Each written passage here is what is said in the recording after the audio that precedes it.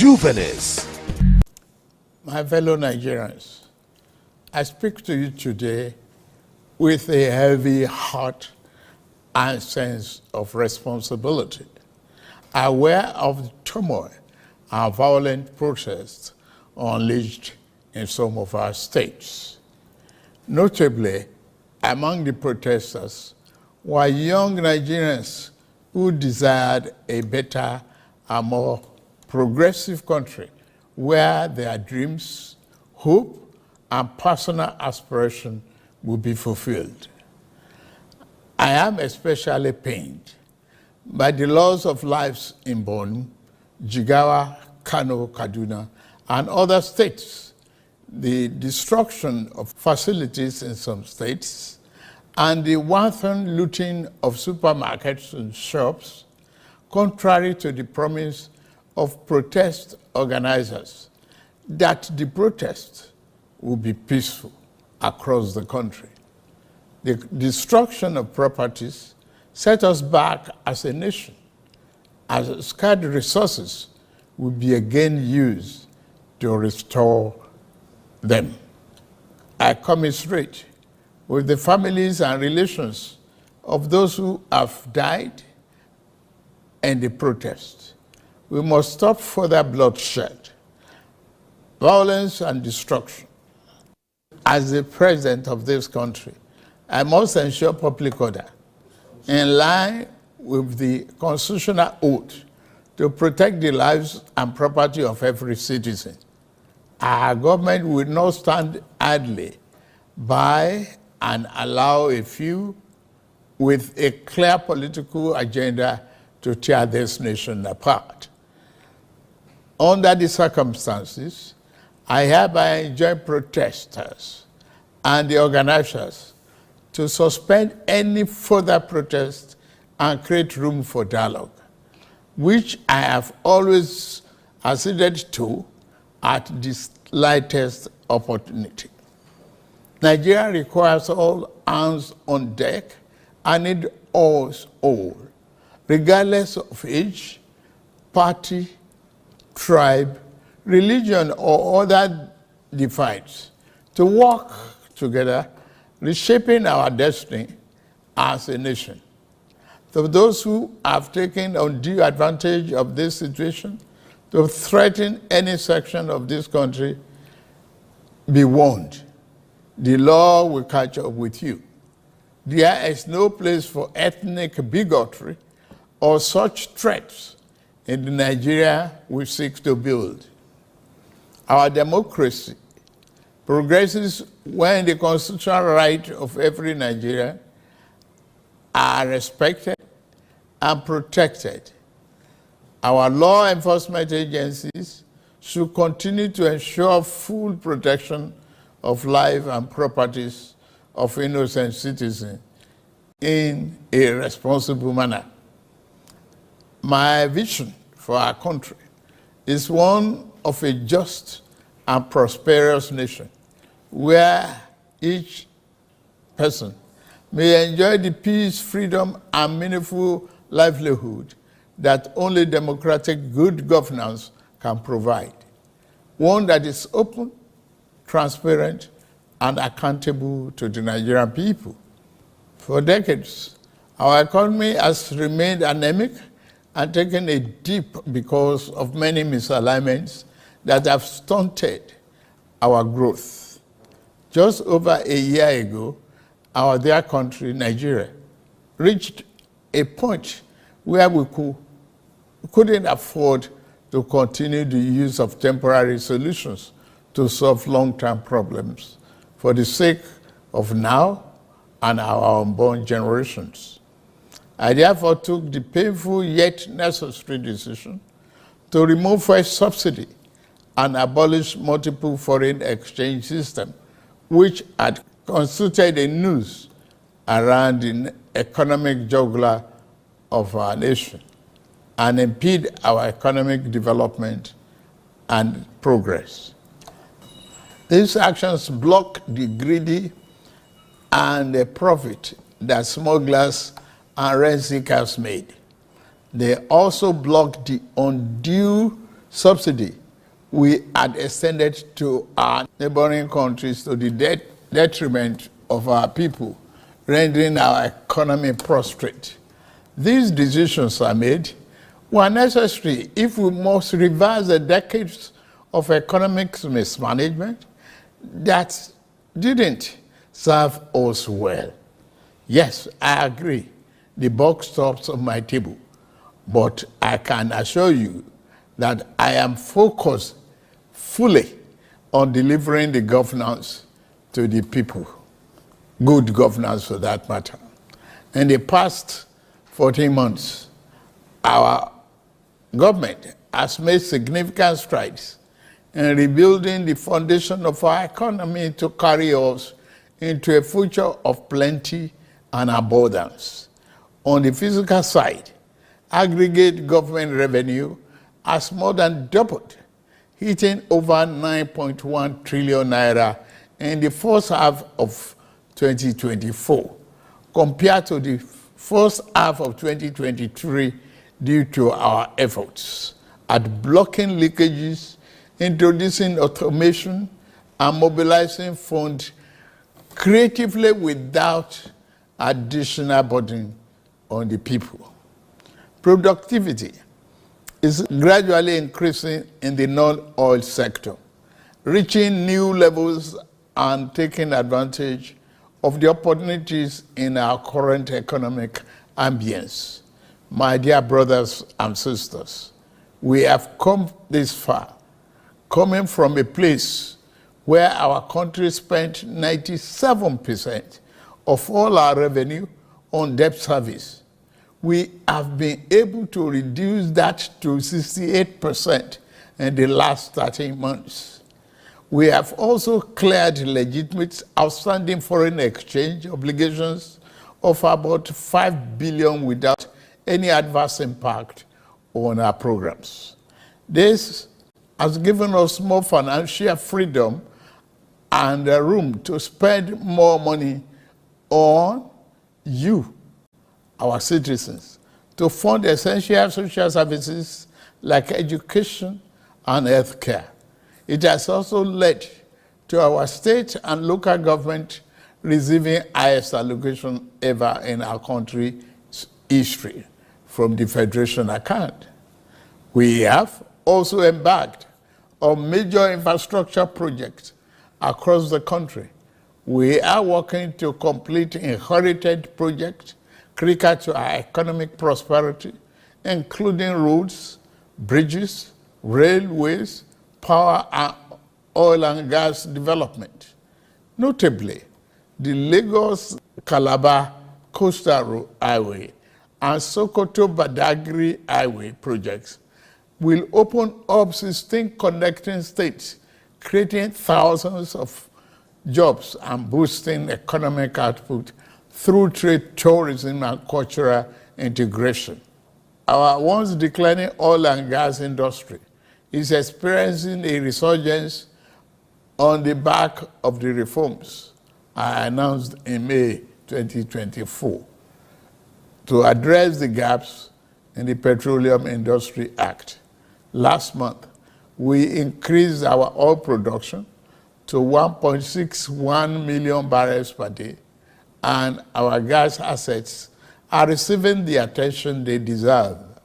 Investors are coming back, and we have already seen 2 foreign direct investments signed over $500 million since then.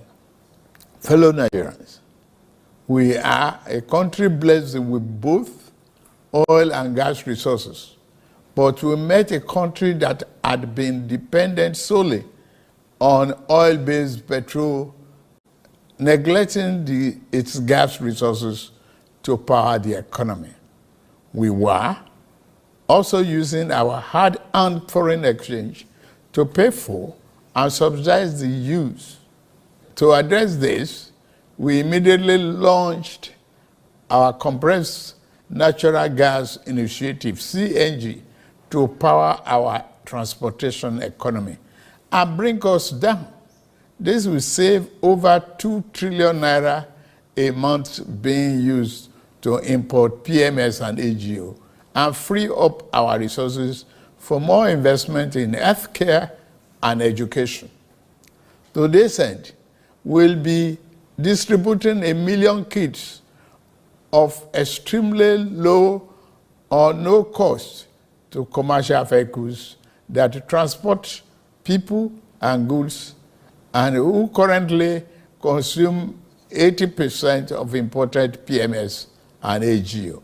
We have started the distribution of conversion kits and setting up of conversion centers across the country in conjunction with the private sector. We believe that this CNG initiative will reduce transportation costs by approximately 60% and help to curb inflation. Our administration has shown its commitment to the youth by setting up the student loan scheme. To date, 45.6 billion has already been processed for payment to students and their respective institutions. I encourage more of our vibrant youth population to take advantage of this opportunity. We established the Consumer Credit Corporation with over 200 billion to help Nigerians to acquire essential products without the need for immediate cash payment, making life easier for millions of households. This will consequently reduce corruption and eliminate cash and opaque transactions. This week, I ordered the release of an additional 50 billion naira, each for NEL Fund, the student loan, and credit corporation for the proceeds of crime recovered by the EFCC. Additionally, we have secured $620 million under the Digital and Creative Enterprises, IDICE, a program to empower our young people, creating millions of IT and technical jobs that will make them globally competitive. This program, including the 3 million technical talent scheme, unfortunately, one of digital centers was vandalized during the protests in Kano. What a shame. In addition, we have introduced the Skill Up Artisans Program, SUPER, the Nigerian Youth Academy, NIA, and the National Youth Talent Export Program, NATIP. Also, more than 570 billion has been released to the 36 states to expand livelihood support to their citizens, while 600,000 nano businesses have benefited from our nano grants. An additional 400,000 more nano businesses are expected to benefit.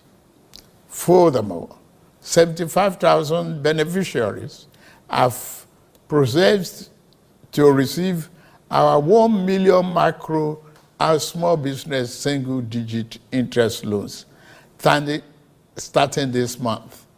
We have also built 10 MSME hubs within the past year, created 240,000 jobs through them, and 5 more hubs are in progress, which will be ready by October this year. Payment of 1 billion each also have been made to large manufacturers under our single-digit loan to boost manufacturing output and stimulate growth. I signed the national minimum wage into law last week, and the lowest earning worker will now earn at least 70,000 naira a month. 6 months ago in Kasana, Abuja, I inaugurated the first phase of our ambitious housing initiative, the Renew Hope City and Estate. This project is the first of 6 we have planned across the nation's geopolitical zones. Each of these cities will include a minimum of 1,000 housing units, with Kasana itself set to deliver 3,212 units. In addition to this city project, we are also launching the Renew Hope Estate in every state, each comprising 500 housing units. Our goal is to complete a total of 100,000 housing units over the next 3 years. This initiative is not only about providing homes, but also about creating thousands of jobs across the nation, as well as stimulating economic growth. We are providing incentives to farmers to increase food production at affordable prices.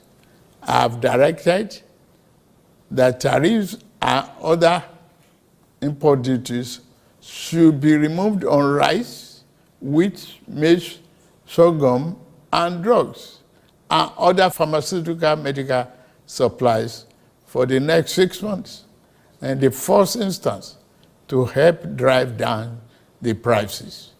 I have been meeting with our governors and key ministers to accelerate food production. We've distributed fertilizers.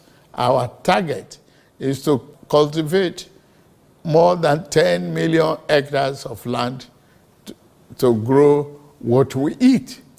The federal government will provide all necessary incentives for this initiative, whilst the state provide the land, which will put millions of our people to work and further increase food production.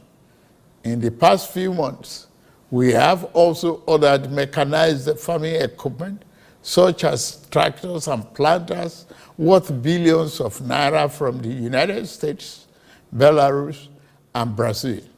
I can confirm to you that the equipment is on the way. My dear Nigerians, especially our youths, I have heard you loud and clear. I understand the pain and the frustration that drive these protests, and I want to assure you that our government is committed to listening and addressing the concerns of our citizens. But we must not let violence and destruction tear our nation apart. We must work together to build a brighter future where every Nigerian can live with dignity and prosperity. The task before us is a collective one, and I am leading the charge as your president. A lot of work has gone into stabilizing our economy, and I must stay focused on ensuring that the benefits reached every single Nigerian as we promised. My administration is working very hard to improve and expand our national infrastructure and create more opportunities for our young people. Let nobody misinform and miseducate you about your country or tell you that your government does not care about you. Although there have been many dashed hopes in the past, we are in a new era of renewed hope. We are working hard, and the result will soon be visible and concrete for everyone to see, feel, and enjoy. Let us work together to build a brighter future for ourselves and for generations to come. Let's choose hope over fear, unity over division, and progress over stagnation. The economy is recovering. Please, don't shut out this oxygen. Now that we have been enjoying democratic governance for 25 years, do not let the extremists of enemies of democracy use you to promote an unconstitutional agenda that will set us back on our democratic journey. Forward ever, backward never. In conclusion, security operatives should continue to maintain peace, law, and order in our country, following the necessary Convention on Human Rights, to which Nigeria is a signatory. The safety and security of all Nigerians are paramount. Thank God and thank you for your attention. And may God continue to bless our great nation. Thank you very much. Oh, you're done already. I'm sure you liked it. Please leave your comments, like, and share this video. More importantly, please click on the thanks button so that you can support Jovialist TV to enable us create more content like you. We appreciate you. Thanks for watching. It's just, it's unique, it's versatile, it envisions, it's newsy, it inspires, it suits, it's Juvenis. A dual glossy magazine with educative and entertaining columns that reports contemporary issues, events, tells about individuals who can inspire positively, showcases latest trends in fashion, circulates all around Nigeria, Ghana, South Africa, London, and USA. Juvenis is published bi-monthly by Peanuts Communications Limited. For enquiries, event coverage or advert placement, call 0803 360 8271, 0805 787 1199. Juvenis Magazine, inspiring the young at heart.